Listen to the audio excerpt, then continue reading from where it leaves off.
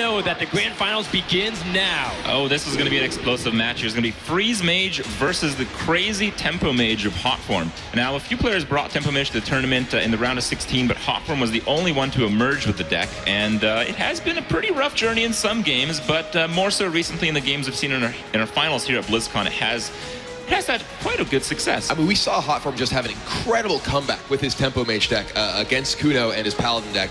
You know, those Flamewakers just firing off shot after shot and killing things everywhere. Not really going to be a key card in this matchup, but definitely a defining card of the deck. I feel like the Flamewaker does actually push for a ridiculous amount of damage. It's kind of like the knife juggler of the deck. It's where if it gets a little bit out of control, it's like, oh hey, I have way too little HP for this amount of mana crystals. I mean, it is a card that in this matchup, it's not really going to have the ability to clear the board like it does against Muster for Battle, things like that, but it effectively is +2 spell damage for all of your spells you're aiming at your opponent's face when they have no minions in play. And Freeze Mage, not a deck that typically has many minions. It doesn't have many minions, but the minions that they do have can have dramatic impact with Doomsayers, with cards like the Emperor Thorson reducing the cost. Ostkaka is going to be looking for that early game card draw, though. What you want to do as the Freeze Mage, you want to ultimately keep your hand count high and keep the board count low, and then you stall for as much time as you can to get that damage burst and to finish the game. Well, the Frostbolts are really good cards. They're ones that kind of allow you to stall. Often we see players coin out just their most powerful 2-drop when they're playing an aggressive deck. So Ostkaka did have the 2 Frostbolt answers, but as it so happens, Hotform has a more slowly developing hand here with the Flamemaker, but he actually decides to push it out as fast as possible. Yeah, the key for the Tempo Mage deck in this matchup is to apply pressure, able to get the Freeze Mage decks in the position where it has to use its for things as a removal, like Frostbolt to kill things, rather than being able to save those Frostbolts up for a lethal burst damage thanks to Alexstrasza.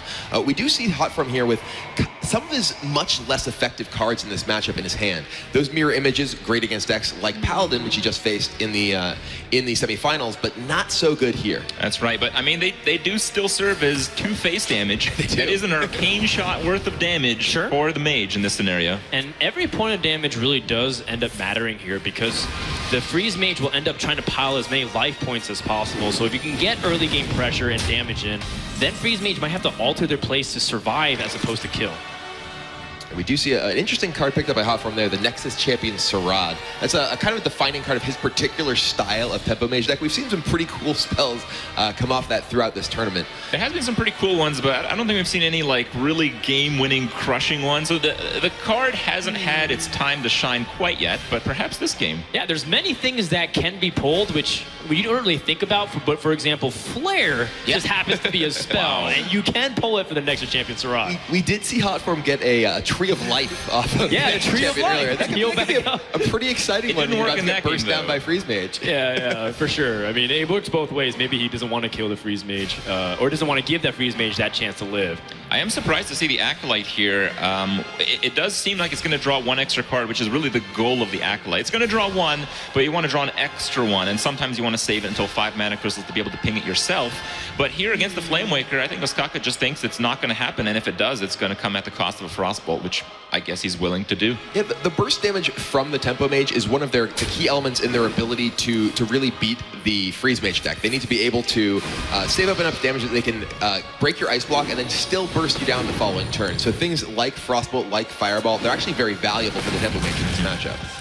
And we do see Mirror Image come in effectively as Arcane Shot, get those 2 damage in. Those 0/2s not really going to have an impact. That's still pretty good. I mean, so far we've seen 3 spells played. The Flamewaker has done 6 bonus damage alongside the 2 that it hasn't attacked twice already. So it's making a pretty good presence, more so than I thought it would being coined out. I think so too, and one thing that I do like that Hotform prioritized that previous turn is card draw. One of the things that you can effectively do is make Tempo Rage run out of resources because it's so spell heavy. All those things might all in for damage, and then you have nothing left, and you're left drawing 1 card to kill your opponent. Instead, he's keeping his hand count pretty high, so he has many resources to fight a long game. Yeah, he does have that Azure Drake in his hand as well, and just squeezing the extra couple of damage out of the Flamewaker, that's important. If he doesn't have a Flamewaker in play when he does play Mirror Entity, or Mirror Image rather, it basically does nothing. We see a lot of spells being able to play this turn, though. He's actually able to play the Unstable Portal to Frostbolt and another Mirror Image if he wishes. That's 6 more little pings from the Flamewaker. Yeah, that is so much more than I thought it would do. What's in the box? Ooh. That's actually pretty interesting. Yeah. Tournament Medic with the Inspire, heal your hero for 2. That can allow him to possibly, make a surprise burst of healing to get himself out of lethal damage range. Yeah, healing definitely stalls out the game a lot, and in this matchup against the Tempo Mage, usually the game is played, the Tempo Mage is doing all it can to put pressure on the Control Mage, so it can't do the flip strategy from controlling the game to being the aggressor and trying to close it out. And when you have just a little bit of healing, you often are just out of range and end up winning the game as a result. The flip side is, it's not the most aggressive card. So one of those things is, as you do drag on the game, one of those things that you have to be concerned is, outside that Tournament Medic, what do you have to heal yourself? Because ultimately, healing 2 per turn is not really what Mage is truly concerned about. It's about, can you be too far out of the life range total for it to burst you down? Yeah, the big key is that it can just potentially open up a window for Hotform, where not necessarily he just out-heals the damage the Freeze Mage is capable of, but out-heals the single turn burst while he still is able to buy time to actually finish Ostkaka off. That's right. All right, well, this is a pretty tough turn for Ostkaka. I mean, he's facing a pretty full board, but it doesn't look threatening, even though that Flame Waker has basically hit past the halfway point. There are 5 minions in play and 2 power. It's kind of a low. That's a pretty low amount of damage. It's a deceptively low amount of damage. Right, but like exactly, because there is a lot of potency with things like Fireball on the other end. Ostkaka, if he plays Emperor Thorson, reduces his hand count by 9 total mana, and also has opportunities for free Ice Lances. That could be just too much damage to overcome. Yeah, the big key here for Ostkaka with that Emperor is getting the reduction on the Frostbolts and Ice Lances specifically. It's great in everything, but it's particularly powerful in your cheap spells because it allows you to weave them in with basically anything else that you want to do, particularly something like Archmage Antonidas. That's right. And pretty tough decision here. What do you think about decision to Emperor? Yeah, the Emperor is very threatening, as you guys talked about, but you're just so close. When you're in those very close moments, sometimes you feel like you want to control the game to stay as the aggressor and not take any risks, but sometimes it's very difficult to understand what risks you really are taking against Freeze Mage. Because they could be anything. It could just be more secrets. It also could just be direct damage, which mount up to enough damage to kill you. One of those things is like, I was counting if Ostkaka drew Thanos, would he have enough to kill his opponent next turn? I mean, those are all things that you have to be accounting of. But he does end up blinking and saying, you know what, I'm not going to try to play with fate here. I'm going to kill his Emperor, take it a little bit slower. That's been the MO so far. Now Ostkaka does have ways to clear the board and develop some stuff onto the board with the Scientist or the Loot Hoarder. Yeah, Ostkaka also knows that Hotform has now used one of his Frostbolts and one of his Fireballs. Yeah. So his ability to do burst damage is greatly reduced. So you think, until there's a card called Archmage Antonidas. And there's Archmage, and there's Nexus Champion.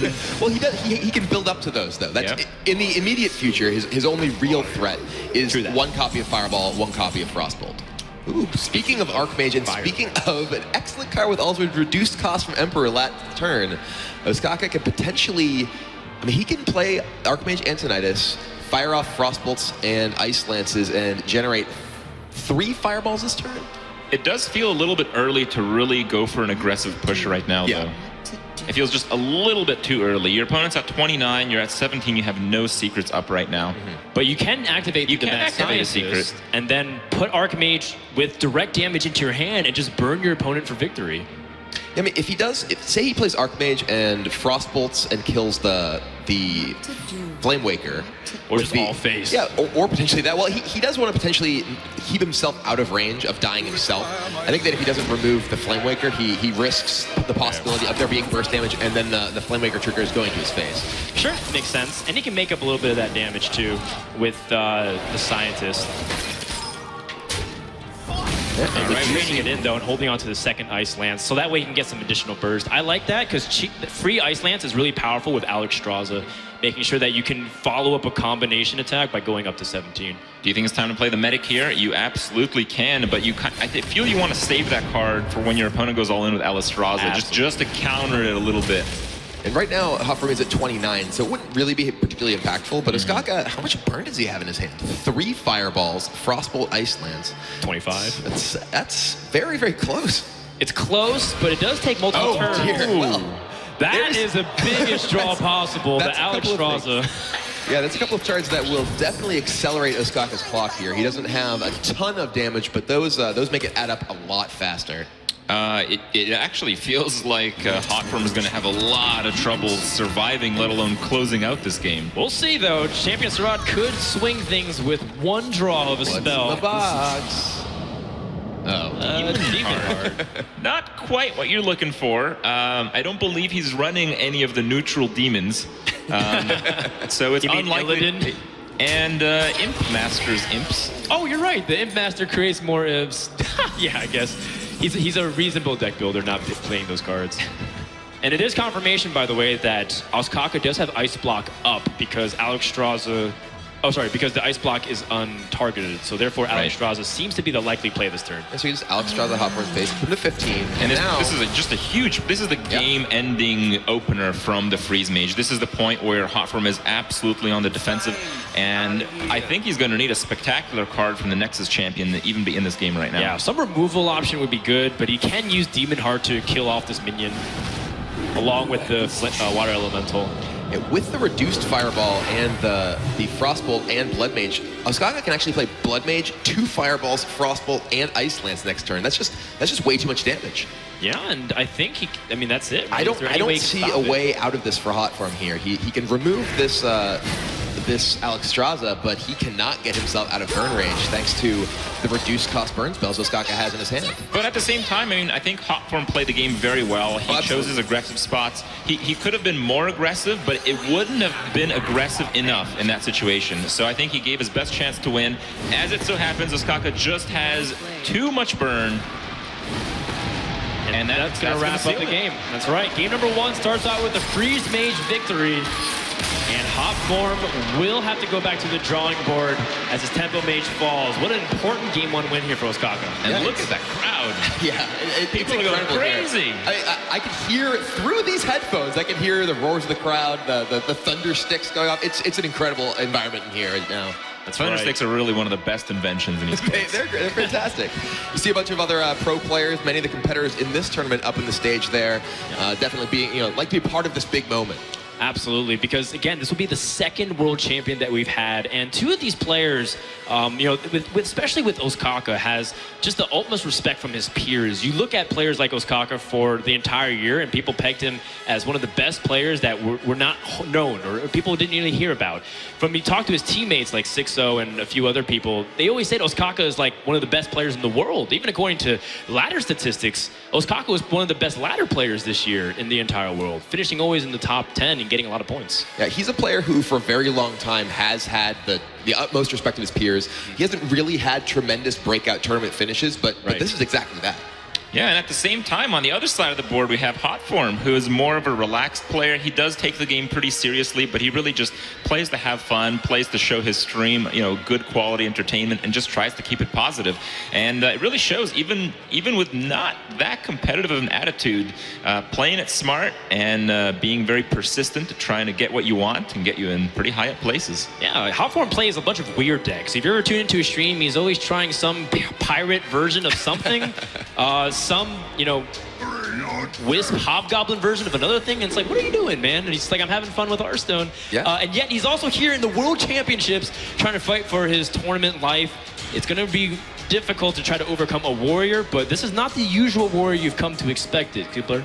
Yeah, Hotform, he has actually faced a number of warriors throughout this tournament. He was able to emerge victorious against matchups that were much more difficult than Ostkaka's Patron Warrior. Ostkaka is playing the more mid-range style of new Patron Warrior since the change to Warsong Commander. It's much more of a board presence focused deck, not really with as much armor gain that makes it so difficult for the rogue to punch through, which is going to make cards like Blade Fury that we see in Hotform's hand much more effective. In fact, Hotform is actually at the BlizzCon finals at all just because of an unbelievably bad matchup against Nelio's Control Warrior that he beat with this very rogue deck. So we put him at like maybe 20%, maybe even less than that in that matchup.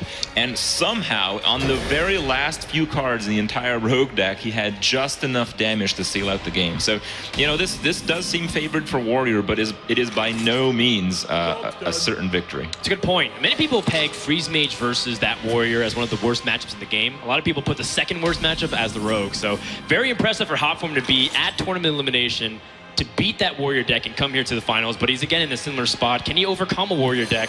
It is better though, because this Patron Warrior deck is much more mid-range centric, playing minions to try to ultimately get more aggressive as the game develops, but you're playing very slow early on.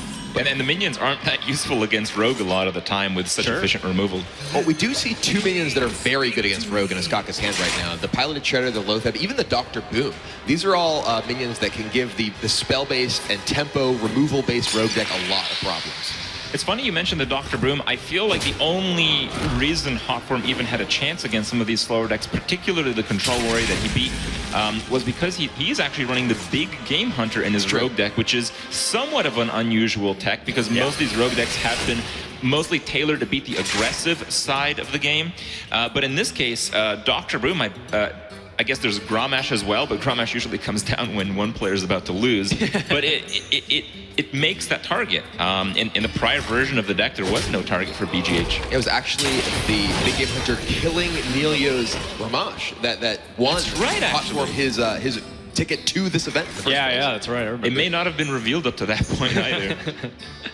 Well, Ostkaka here has a very easy hit onto the Pilot Shredder. I think Hotform was disappointed not seeing a minion he can easily backstab with the Violet Teacher last turn, but he's just going to have to live with the consequences. Ostkaka also is going to be looking for ways to eventually get some good board flood with Patron, leading up into a good Dr. Boom. I think a Whirlwind here would be such a big deal. He has those crazy tempo Dread Corsair Pirates. He's got the Battle Rage. He's got the Grim Patron. So many creatures he can play suddenly. And if the Battle Rage lands on the board with multiple injured minions, it's going to be massive. And it could be game ending. Here we see Ostkaka play out the two copies of Dread Corsair. It does leave himself potentially vulnerable to a Blade Flurry from Hotform, but Blade Flurry is so key at removing Grim Patrons that I think Ostkaka is willing to make that sacrifice. In fact, I think he might even prefer it, depending on how Hotform's hand looks, which is not very Grim Patron proof. He's got a bunch of Fan of Knives. He does have a Blade Flurry, but he just used up his dagger, which had that 3 attack on it. I think there's a pretty good chance we're going to see the Vile Teacher come out here. If you wait too long with that card, the Warrior's going to pick up some cards, and things are not going to go too well. But it looks like he does hold off another turn. It is interesting because you don't see a Death Spite, which is usually the biggest reason not to do anything.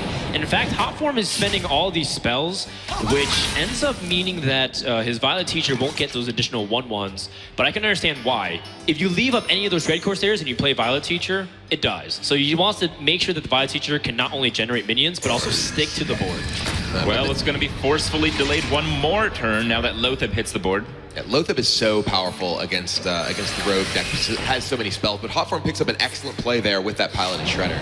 That was so big. He didn't have anything else really to do other than Violet Teacher. Yeah, which would have just died, and it would have just no value to that Lotheb. He's going to get a bit punished here. It's unlikely that anything coming out of the Shredder is going to challenge the Lotheb, and I believe the weapon is just going to take care of the first Shredder base. Sure. And then you got Dr. Boom, one of the most problematic cards for Rogue to deal with in the game of Hearthstone. How does Hotform fight back against this? He needs his Big Game Hunter soon. Whoa, no Big Game Hunter in time for Dr. Boom. What am I watching right now? It's really unusual. It almost feels scripted with the way some of those draws lined up, right? Like Big Game Hunter just on time for Dr. Boom. All right, well, the Vile Teacher does finally come down. It is in a pretty good spot here as... Oh, interesting. Wow. I don't believe that is going to make any effect of this game because that is such a threatening card with an army of 1/1 minions. It really is. Yeah, no doubt. Each of them become mini Wolf Riders. Oh, that was terrific. That was actually very, very good for Hotform, able to absorb the damage with the totem here, which Ostkaka still really needs to get off the board. Now, Hotform is considering being a bit restrained with the coin here. While it does develop a more on the board, he can develop the 1/1, he can develop the deckhand if he wants as well.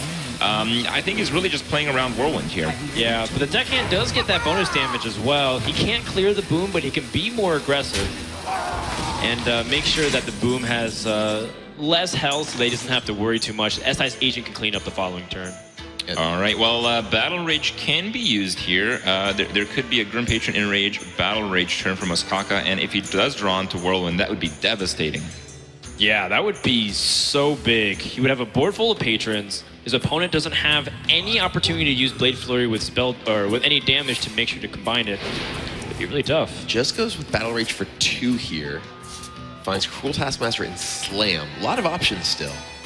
That still is a board clear, I believe, because he's got ways to pierce a lot of damage. Slam on the Violet Teacher, axe it down, and then you got Cruel Taskmaster and Armorsmith and Enrage to help clean it up if you want to go that far. There's Whirlwind. If he did do the other play, he would have drawn the Whirlwind. It would have been game-ending. Or so you think, and then Hotform just gets the oil and clears with Flurry, and then it's like, I spent everything for nothing. Well, I think even if he does draw an oil there, it won't really be enough because he has to use up all his resources. He would not only have to draw the oil, he would have to draw much more than that. He'd have to draw Sprint the very next turn, and he'd have to get a good combination of cards from that situation. That is a fantastic point, Crib. Ostkaka is going to take this opportunity just to go really aggressive, set up effectively 2 Boom types of attacks. You can either take the Frothing Berserker attack, or you can kill off the Dr. Boom. Or Hotform, though, SI is a pretty good answer, though. Yeah, or even just Blade Flurry SI is just as okay, too. And Hotform without any sort of weapon buffs here, so he doesn't have the ability to Blade Flurry these off the board without using additional resource. He's just going to go ahead and clear the Boom and do 1 damage, taking down the Frothing as well, so able to clear off the board entirely. Yeah, he is at 12 life, which looks pretty bad, but Ostkaka has no way to draw cards, but he does have a way to put a lot of patrons on the board. Oh, I was really expecting like a Grommash to just end the game with the Inner Rage. Like, I've seen this too many times. Oh, God. I actually haven't seen that in a while. Well, the Grommash Inner Rage since BlizzCon 2013, was it, Chris? What? Oh. Some PTSD I don't know there? what you're talking about. I think we should focus on this game. Yeah, you didn't go to BlizzCon that year, as far as I remember. Well, I mean, he does have some ways to try to go for Patron Flood, but at the same time, he's got like pieces of combos. Nothing really concrete. Yeah, it seems a bit wasteful to use it. You're still at 23, you have an Armorsmith. You have a long way in this game if you pace yourself, but sometimes if you do too slow of a play, it gives the option for the Rogue to sprint, and then things accelerate by a lot. Yeah, the Rogue deck is able to assemble some really powerful turns thanks to Sprint, things like Preparation, Tinker's Sharp Sword Oil, so you don't really have as much time as it might seem. All right, well, with time running out both in the game and in the turn, looks like he's going to go for a nice little patron turn here. He ends up going halfway, though. Doesn't want to use Cruel Taskmaster to fully commit in case a second Blade Flurry completely devastates him. Well, the second Blade Flurry will devastate him. Yeah, the Azure Drake with Blade Flurry, if he does just attack into the... Oh, he doesn't need it anymore. That's an excellent draw. SIH and able to clear it off, and now he can trade off the patrons very effectively. And Ostkaka is essentially left with hoping he gets Grommash so that Cruel Taskmaster can finish the game. Or some form of draw, or some form of stall. He has, I mean, that's pretty good too. Deathspite is never bad. It's probably the most powerful card in the Grim Patron deck. He can clear off the Azure Drake, potentially develop a Shredder as well. He couldn't even just push for his opponent's face. That seems a little bit too aggressive when you have Cruel Task. At this stage, I think the only way you're sealing out the game is the other Deathspite or a Grommash. So and you also don't necessarily have enough time to attack Deathspite 3 times as well. Yeah, and if you're drawing the Grommash, you have lethal anyway with Cruel Taskmaster. So you're really going off a 3-turn lethal off getting another Death. It seems a bit unlikely. I like the slowing down of the game. Spell damage minions are so threatening when they're on the rogue side of the board. So it just seems like a pretty clear-cut situation here. Also, in some ways, I like that Ostkaka chose to part ways with Inner Rage as opposed to Cruel Taskmaster. Just on the off chance the opponent had like a Lotheb and denied the ability for that Grommash to get that Inner Rage off. All right, well, Ostkaka plays his entire hand here. He is looking just to tempo out the Rogue as much as he can. And what does the Rogue pick up? It is going to be a backstab. It's just going to be really nice. Big draw Hotform there. And then, a Sharp Sword Oil as well, so you can backstab down the Shredder. Let's see what's piloting that thing. And you can just flurry down the remainder. That will do it. It's a board clear for Hotform, and Ostkaka, he is going to be hoping for the Grommash. He's still in a position where Grom can just end the game immediately, but now Hotform is the one in the driver's seat. Potentially trying to survive. No. Acolyte of Pain, that's still a good draw. Very good draw. Both players are really looking for finishers or card draw, and Ostkaka gets some of that. He's going to get at least 1 card here, probably another one that's still going to be relevant in the game. And there's just a lot of cards that he can draw. We have to keep in mind, it's really the Rogue that has to finish the game quickly. As the Warrior has game-ending cards, the Rogue is going to need a combination of them. Yes. And with both players running out of steam, the Warrior is going to be further and further from dying.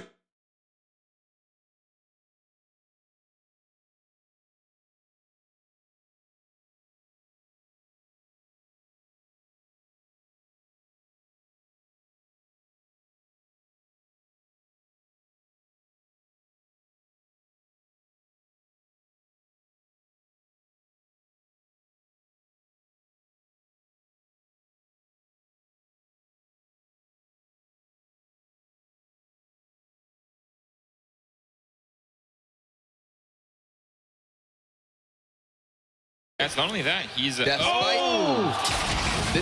is 2-turn lethal. That is 2-turn lethal. Hotform has 12 damage right now. on the other side. Is it possible to get sprint and 2 preps and 2 other cards? Well, his opponent's going to be at 23, so he has to generate another oil in there and an eviscerate. I think it's possible. I think Hotform can draw into a lethal situation. There's just so much potential damage with preparations involved. But he needs sprint, though, in order to get that ammo, because if he just draws oil, for example, he might not even have an activator. Like, Sap wouldn't even be able to go off, for example. Right.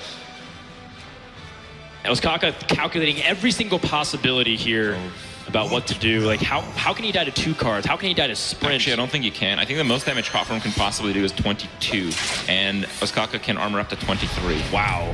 That would be just precisely enough to live, assuming that even goes Hotform's way, unless he has Harrison Jones to disarm him. And he's the heal bot, actually. No! And preparation is not it. Prep's not it. I mean, that's kind of what Rogue struggles with. Drawing these cards in that sequence is not going to do it.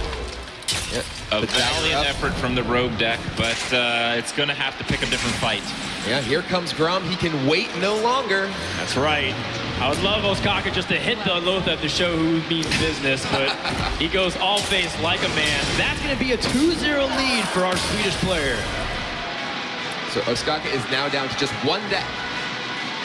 1 game separates him from the 2015 Hearthstone World Championship. That is a pretty sizable lead. We've seen some amazing comebacks in tournaments so far, but it feels so tough to be in that position. It's just really unlikely from Hotform's position to make that comeback, but we've seen it happen multiple times this tournament alone. So it's something that could certainly happen. But is he prepared to go through that long journey? Ostkaka is one of the most technically sound players in the entire pro Hearthstone scene. And for good reason, too. For so many months, Ostkaka was just a practice partner of some of the people that you see on stage there. He was just a person helping them train through matches. He was a person that would test things for them and then give these successful decks to players. There's also his teammates, and they would succeed and win tournaments. But this tournament is finally time for Ostkaka to shine, because he's no longer in the background of his peers trying to win instead of him. Yeah, and he's showing exactly why those players come to him for his assistance. He has demonstrated that he is capable of playing at the absolute highest level. Yeah, and that comes from just a lot of time investment and being very smart with how you utilize your time and the people you pick to advise you. And Ostkaka's done everything right, I think, throughout all of his tournament career. So it's so wonderful to see him highlighted in such a good way here today. It's also such a unique lineup that people aren't expecting. The Rogue is very weak considered by many players, even ourselves included. We said Rogue is probably not going to make a biggest splash, and yet it's in the finals for both these players. And the second thing is the Patron Warrior was also declared somewhat dead. Just a couple of weeks ago, the Warsong Commander was changed to only give charged minions +1 attack. Now it's here, and it's got a very good win rate for, I think it's only 1 game dropped the entire tournament for Ostkaka. Since the round of 16, actually. No, not just at BlizzCon, because in going from the 16 players to 8 players, there were 0 games dropped from the Grim Patron Warrior. Right, so it's back. Yeah. Kind of. Not in the tournament scene, at least. In the tournament scene. The ladder scene is sometimes a little bit different, but it's great to see such wonderful decks highlighted here. Sure. Reports of Grim Patron's deck definitely highly exaggerated. I had to force out that share just because I've had so many emotional, traumatic experiences losing the patient in the past. But not to this kind of deck, which fights definitely more honest in terms of the board. And this one is even harder to navigate. Without that out of the Warsong Commander, Ostkaka was able to pilot this deck very effectively with less ability to shock his opponent and a very straightforward means. So a lot of people say that Patron Warrior is even harder nowadays compared to before, where it was considered the hardest deck to play in Hearthstone. I think one of the elements that really elevates it to another level of difficulty is the risk management is much harder than before. That's true. I feel like before, if things went badly, you could always just kill your opponent spontaneously, regardless of how much life they had. But now you have to manage your resources, you have to manage your timing much more relative to your position in the game. And establishing where you are in the game is really just the highest level of Hearthstone play. And one of the key things with the new Patron Warrior is it has to play an honest game. It has to win through generally attacking with minions more than 1 turn. We did see a huge Grommash hit there, but you don't have the Grim Patron Warsong Commander, Frothing Berserker here take 70 damage in 1 turn. You have to manage your ability to defeat board wipes, things like Equality and Consecration that previously weren't really a factor. And now we get to the point where it's even beyond the Patron Warrior and it's the Rogue. And if there's one deck that can also be swept in the other direction, it definitely feels like Rogue, because it's not only a deck that might have bad matchups, it might defeat itself with some of the draws that come awkwardly, like we saw with Hotform's hand. He had some good answers, but when he needed it the most, he started drawing some really weird spells that didn't do anything. Yeah. I mean, if we're looking at the decks these players have left, there's the Tempo Mage deck from Hotform, the Druid deck as well. Both of those can be pretty difficult matchups for Rogue. Certainly. I feel and every single deck left in the tournament is a deck that can lose to itself. Oh, certainly. well, we're about to find out. Can Ostkaka continue his rampage? No longer is he in the shadows of his teammates and his peers. He is in the spotlight, one game away from becoming the BlizzCon 2015 champion. And it's always Both been said players that, with pretty good starts here. yeah, these are great opening hands. The Wild Growth, exactly what Hotform is looking for. Ostkaka has Violet Teacher, which is one of the very, very powerful cards to start generating a large board presence that's difficult for the Rogue to deal with. Yeah, the Rogue, like you said, having that coin is just so big. Being able to get Violet Teacher out ahead on Druid is also really big. 5 health is a really good sweet spot because Druid usually needs to commit a couple of things, a hero power and some removal spells, or even minions that they don't want to trade favorably into it. But even a Shredder, for example, doesn't go into Violet Teacher well. So if Ostkaka can get ahead of his opponent on that, he'd be in a good spot. What Ostkaka really wants to go with that Violet Teacher is a preparation and something like Sap or Eviscerate that'll allow him on the 3rd turn to play his Violet Teacher thanks to the coin, and then use his preparation and removal effect to just get ahead on the board and put the pressure on Hotform to respond. Oh yeah. All right, well, let's see how it starts here. Looks like it's going to be the Wild Growth, potentially a Keeper follow-up if some Little Minion comes down follow. Double Violet Teacher with a few spells might not do the trick too well, though. Well, there's part 1 of the preparation Sap with Violet Teacher. It depends. I mean, Hotform could hypothetically just draw spells, or, Keeper the Grove suboptimally, like just on curve here. Those kinds of cards don't really help too much, and Ostkaka might be given his most valuable resource, which is time against Druid. If he was able to get through the early game without taking too much damage, that is the point where a lot of Rogue players would be like, yeah, it's favored against Druid. Right, but that's really the point. I mean, this is a game of pressure. Both players have a lot of burst, a lot of damage. Wow. Not necessarily the minion that you want to prep Sap, but definitely going to allow Ostkaka to potentially set up for a really explosive turn. He may go for it. Just a Violet Teacher here seems fine to me, though. You can get 2 Violet Teachers on board. That's right. Stab. Yeah, that just starts to be explosive. It allows Ostkaka to generate an enormous board, and Hotform picks up the Big Game Hunter, not really what he's looking for here. Well, Hotform is just going for it. Like I'm saying, this game just has to do with damage. Once one player is too low on HP, suddenly they have to play so defensively. Yeah, and I mean, Ostkaka doesn't need that, though. He just picked up Backstab with Violet Teacher. That gives him the ability to backstab with getting tokens and then use preparation with either Deadly Poison to remove or something else. He also could choose to take it really slow. Preparation often is used to combine with Sprint, but I think this is the time to seize tempo. I think he might hold on to his preparation here. He use the Violet Teacher and backstab, get a minion right away, use his Violet Teacher to kill one of the keepers that was backstab. Sure. Then he still has a reasonably strong board presence and has preparation Sprint with that Sap to take care of a big minion like the Ancient of War waiting in Hotform's hand. Yeah, I think if you use the preparation to be just only a little bit aggressively in the start, not sealing out the full tempo portion of the game in the opener, it might actually prevent you from being able to cast Sprint at all against a high pressure deck. Hotform really wants to find a swipe right here. That is Wild Growth. Great card, not when you want it, though. Well, you might as well play it because nothing else is really going to make much of an impact this turn. Yeah, Ostkaka is going to be in a really dominant position, though, because now that Violet Teacher has lived, which means he's going to get some really powerful turns in just a couple of minutes. In fact, he can prep Sprint and play Deadly Poison afterwards if he wants.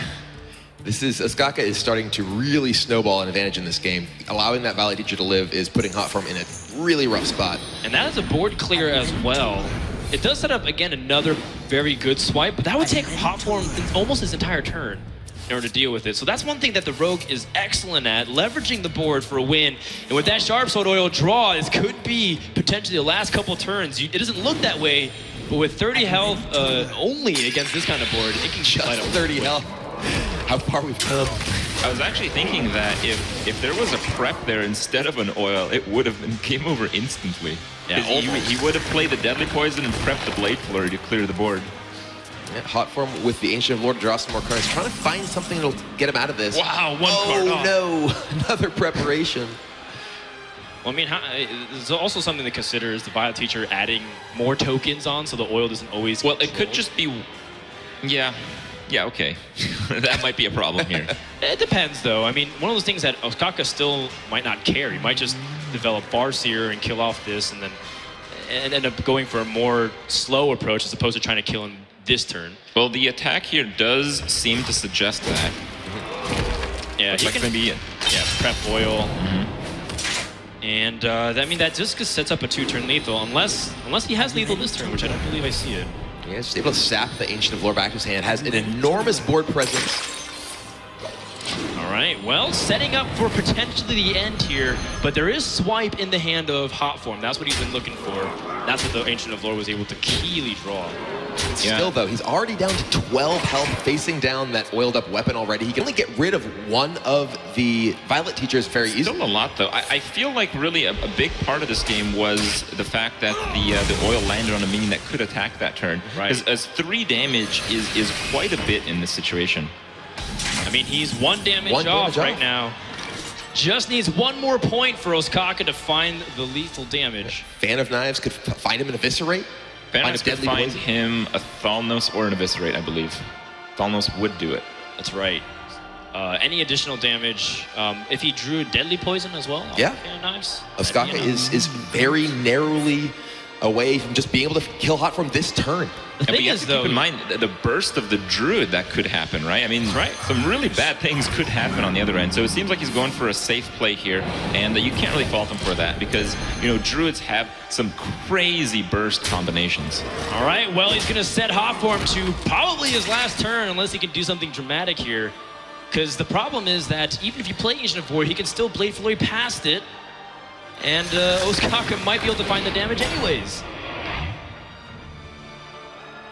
Looking at it, if maybe he can drop another minion or he needs the hero power. 5 health is enough to survive and eviscerate directly. I believe that's it. I believe that Azure Drake is it. Oh, that's it! It is it! Ostkaka will be your 2015 Hearthstone World Champion.